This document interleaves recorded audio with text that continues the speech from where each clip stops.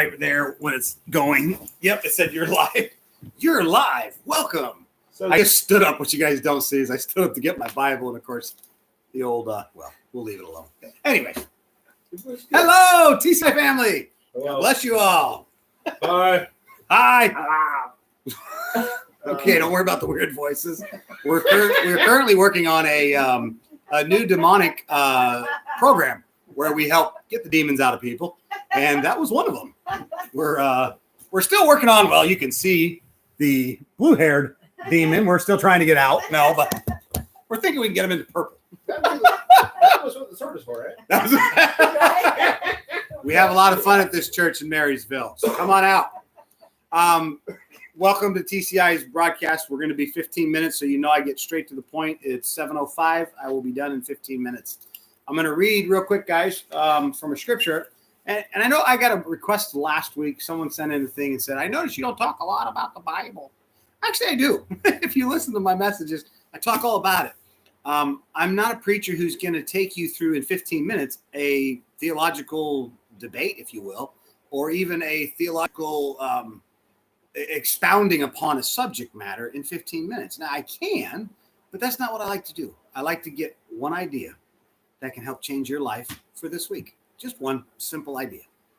Forget trying to change the world and understand all the complexities inside of a book. This book's amazing. Studied it my whole life. But how about I can just try to give you one little tip for the week? And that's what we do at TCI. What can we do this week to be a little better by next week? And then next week, we'll have the blue-haired boy back as a purple boy. I love you. I love you, Jacito.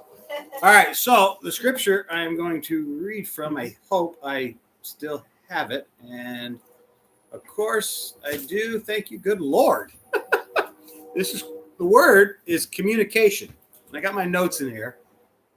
I'm going to read from Matthew chapter 12 and verse 33 through 37. So bear with me. I'm going to go quickly through the verses. Either make the tree good and its fruit good, or else make the tree bad and its fruit bad. For a tree is known by its fruits. I like that. Think for a second. It says, either make the tree good or its fruits good, or else make the tree bad. So wait a second. Jesus is telling me, sorry, they got a weird broadcasting thing over here. But Jesus is telling you, and this is real simple, the Christ is plainly speaking.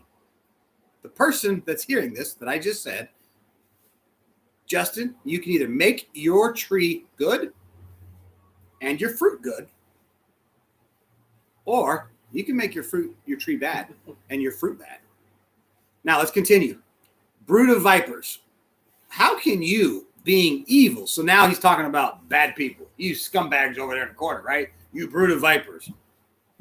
Could be politicians. It could be a preacher. It could be a homeless person. It could be a lot of people. Doesn't mean they're bad people necessarily. Brood of vipers. How can you, being evil, speak good things? Have you guys ever heard of people who are good people? At this organization, Johnson's Refuge, we all met people that call themselves Christians. And they take your money with this hand and tell you they love you and love God.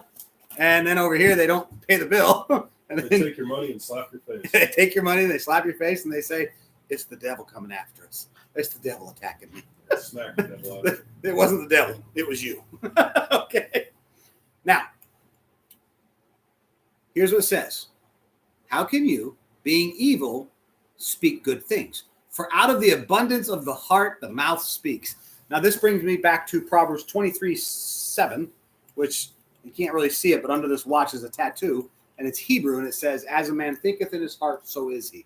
It's the pillar of my ministry and this church. It is a pivotal part of our doctrine, if you will, the belief system that we have.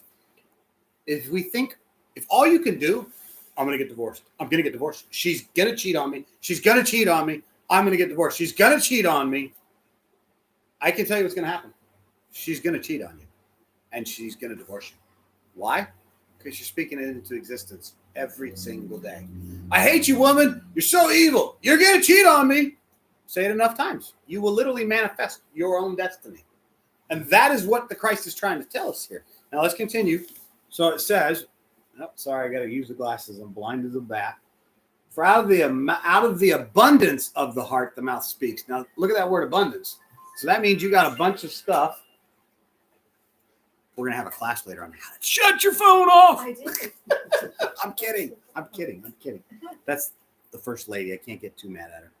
So it said abundance, but abundance of the heart. What does that mean? That means you've got stuff stored up. So either your abundance is what? Joy, happiness. I'm going to use Jessito, little Jesse, as the example. This week, I had a bad morning. Most of you know I lost a brother. I spent hours that morning by myself in a bed crying. Came downstairs. I had to take a phone call I didn't want to take, and I had to deal with some stuff. I wasn't in a good mood. And there's Jesse with his blue hair just flapping in the wind. And if you guys don't know Jesse, he's got the sweetest lisp. So he doesn't say Rev. He calls me Wev. And he goes, Wev, you look like you need a hug. I put up my dukes and I said, no, you know what? And I was joking with him, but I also was. And I was like, I'm done. Right now, you and me. Let's go, knucklehead, toe to toe. I start taking rings off. And his face is looking at me like, I'm like, this is it, man. A mano a mano, you and me. You get a chance to take the king down. And he looks at me and goes, okay, I'm going to do it. Don't make me do it. And I'm like, let's go, man. Come on. And make the move. You get the first punch, kid. I will not swing. You get the first punch. And he looked like he was going to punch me. And he gives me this hug. He goes, I'm going to kill you with love.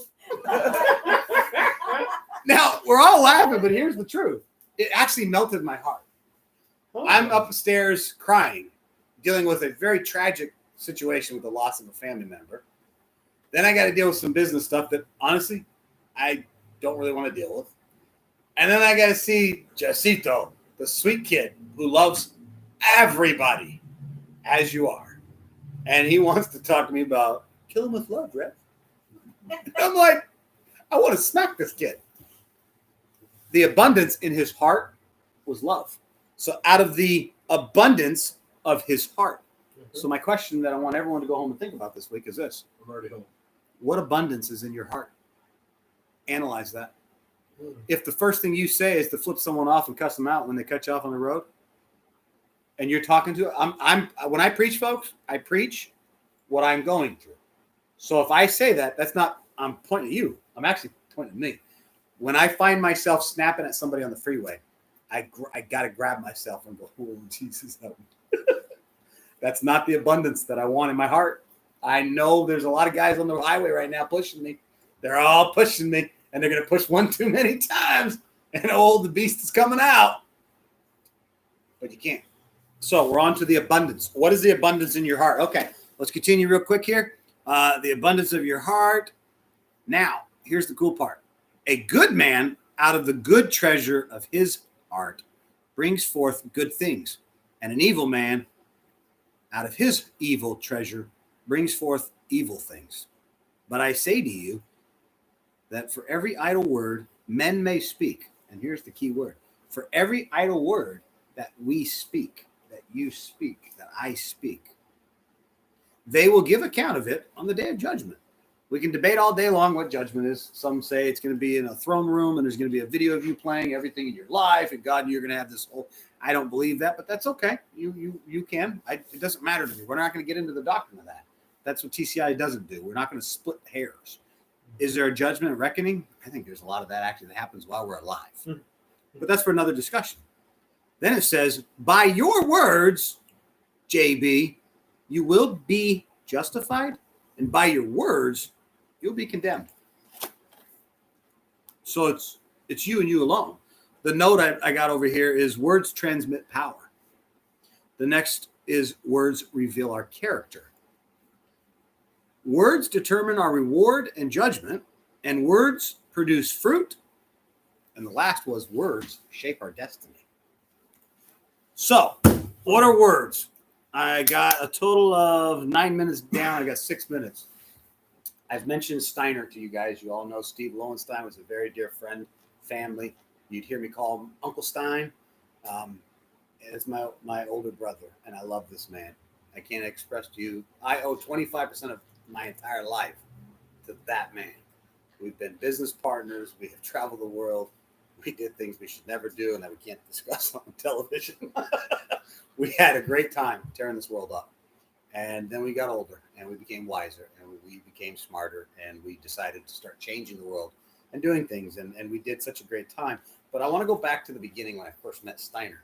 I had a company and I think we were doing like $1 million a month in sales, and I owned half the company. My dad owned the other half. We had a big falling out, sold the company, $3 million. Cool. I'm going to get a $1.5 million buyout. I'm a kid. I was like 21 years old. This is golden. I'm never going to have to work. I'm smart enough to put that money in investments and be set. And then the old man said, you're not responsible enough, because I turned around that year and donated all my money to a couple of churches and some poor people. So those people are poor. They've been poor for 20 years. They're going to be poor in 20 more years. So me and him had a different looking at things differently. So we had this falling out, and Steiner came into my life. I went to my friend and got a job, and he's like, Steiner will hire you. Steiner used to always tell me something. I was a salesman, and he was my closer, so I had to learn from him. And so I'm in this sales center in Anaheim, California, and I specifically remember, if you were ever into a timeshare presentation, look back in your memory in your data banks. You'd ever see a couple sitting in the room from India. If you're from India, you're probably going to think this is a racist statement. And if you know me, I'm not a racist, so I'll take the heat. But this is just factual. Salesmen would spin them. We spun the people who were from India. And the reason was most of them were engineers. And they never bought because they analyzed it all really, really well. Right. And they're just like, so, honey, we would have to have this for 37 years, and we'd have to use it every year. And we know we're not going to use it every year, so it's going to lose us money. And you're just like, dude, would you shut up? You're killing my sale.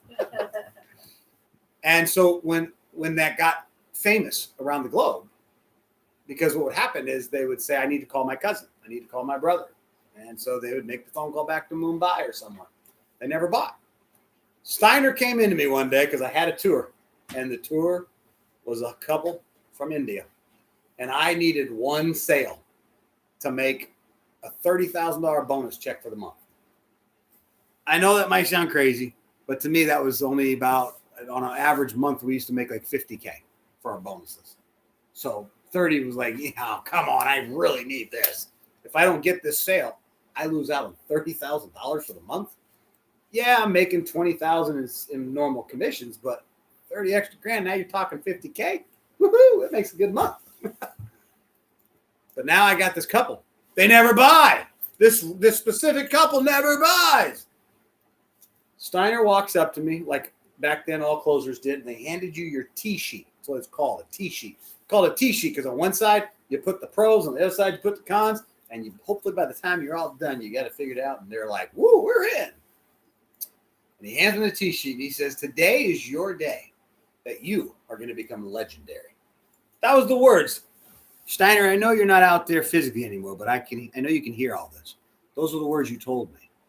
Today, you're going to become a legend. And it was poolside, Anaheim, California. And I thought to myself, I believe this. Why am I going to become a legend today? It's just a T-sheet, right? And I looked down at the name, and I was like, oh, come on! This ain't possible. I did exactly like all the other sales guys. I prejudged it. He looks at me, and he stares, and he says, come here. He walked me outside to his office. His office, by the way, was the dumpster inside of the brick wall where he could smoke. And Steiner talked like this, and he'd always do this with his hand. He's always going like this. And he's like, okay, listen here. Let me straighten you out. And I turn the corner. Pow! He punches me. I'm watering eyes. I'm like, what'd you do that for? He goes, I need to get your attention because today you're going to be legendary. You are going to be the guy who closes this deal. And you are going to be the guy who can stand up tomorrow morning holding that contract up and telling every other salesman who is a loser that you want everybody who comes in from India because you know how to sell them. Man, I felt the buzz. It was on me. I promise you I didn't walk on water when I came back across the pool area, but I think I might have stepped like and not sunk for like an inch. I like checked it. It was like, okay, maybe it wasn't that hard, but it sure felt like it. I went in there and I actually sold that couple. But it's because a man named Steve Lowenstein, or Uncle Steiner, who took the time to speak words of life instead of death. All the sales guys, when they saw that I got that name, laughed at me because they were laughing because they said, dude, poor JB, man, that poor bum, he can't sell them. And that's $30,000. Forget the grand for the commission for the sale. That's $30,000 he's losing. I didn't lose it because a man spoke words into my life. And words, we just read, can form your destiny. They shape your destiny. So what you choose to speak out of your mouth, that comes from the abundance of your heart, that, my dear friends, that is going to determine your life. What's in your heart? What do you meditate on? If all you can think about all day long is climbing Mount Adams and successfully summiting it, I promise you, you will get to it. If all you can think about is that you're a loser and you're nobody and no one's ever going to care about you and this is your lot in life, then guess what? That is your lot in life and nobody's going to care about you guys. But if you start speaking those words, it's not, I want to use the words, it's not BS, and I want to say the words because I want to get through. Words make a difference. You can speak life. I've watched people and I've seen it and I've done it. And Steiner spoke those words into my life. And when I was done with the sale, I said, Stein, why don't all the sales guys do this? And he looked at me and he says, because all the sales guys are 99% of the sales force. And they're just people who don't really care to find out how to sell a person. Do you think just because they're from a different culture, they don't want to buy stuff? They all want to buy stuff too. You just got to take the time to learn their culture, learn how to speak to them. Luckily for me, I had friends from Mumbai. So for me, I had fun. I won't say what I said because nowadays it'd probably be called a racist joke, but me and the guy just started hitting it off, going right back and forth. Next thing you know, we're best friends, and then he's buying. It's not about sales. It's not about business and money per se. It's about nobody can sell a certain client. So how did I do it? Honestly, a man believed in me. A man said to me, you can do this. You can accomplish it. You can find the right job. You can get through this trucking school. We can honor the family members who have died before us. If you guys say things like we can, then we can accomplish stuff. But if all we say is we can't, well, I can assure you and I can give you my word, you can't. And so when I look back at Stein's life and I think about him this week a lot, and I've spent, who knows, a week or two I'll probably be spending more, really trying to analyze what his life meant to me and how I can make sure I honor it. One of the members mentioned earlier, we need to honor the men and women who lost their lives for our country. Every month, he's right. Every month we have a month is dedicated to a race, a gender, all kinds of things. We give one day a year to the people who gave their actual life. So we've got to learn to make sure that our words can honor those people. Because if we speak that we respect the dead, then we should honor the dead by remembering them. If we're going to speak kindness, like Jacinto taught me that lesson this week, which was kill them with love. And you know what? I don't care. That kid, he's got me conned, and he can con me out of all the money I have. And I'll tell you how. All he's got to do is I can't get mad at him because he does that hug thing, and I'm just like, oh God, come here, little fella, I'll give you a hug. But he does. He knows how to kill him with kindness. So his abundance is filled with love. What's your abundance? What are your words speaking? Because that's what you're getting. So that's the message. It's short. It's simple. I love you guys. Listen, world, our words matter. The Christ said it. We get to choose it. So what are you going to choose this week? Between now and next week, you tell me what is the abundance in your heart. What is the abundance? Is it death and destruction? Or is it life and excitement? I have the greatest pleasure in life to live with some of the greatest people on the earth. One of them is this amazing, beautiful person who we all know as TCI's first lady. But that's actually not who I'm speaking about. I had to say that so I don't get in trouble.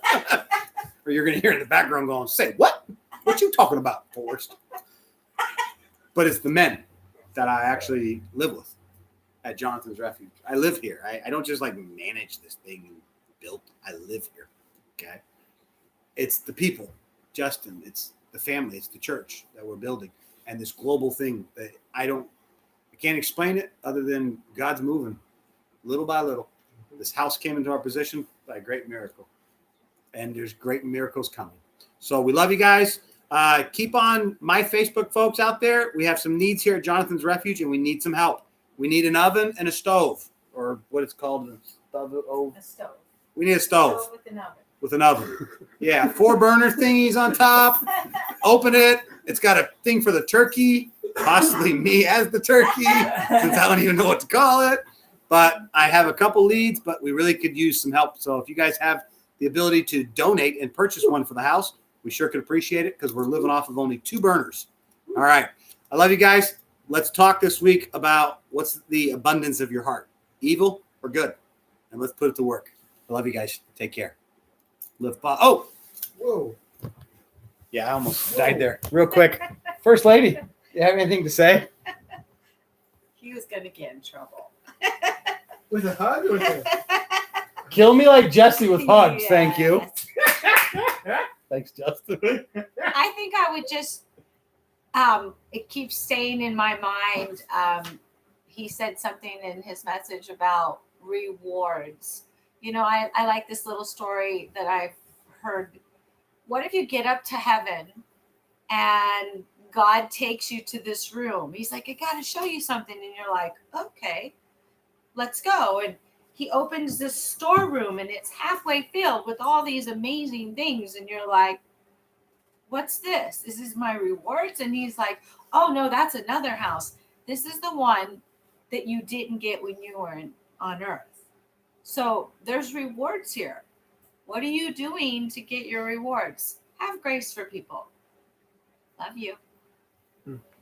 I want my reward now, not later. No. Don't tell her I said that. All right, guys. God bless you. We love you. There you go, Jesse. Figure out how we got to do that. Thank you, Simple Jesse. message. But hopefully it resounds. Whoa. Let's just make sure we I forgot, focus baby. on